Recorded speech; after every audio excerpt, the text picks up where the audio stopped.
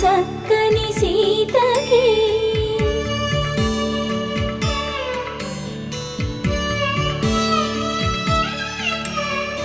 ఎర్ర జాబిలి చేయి రాముడేడని అడుగుతుంటే చూడలేదని పెదవి చెప్పే చెప్పలేమని కనులు చెప్పే నల్ల పూసైనాడు దేవుడు నల్లని రఘురాముడు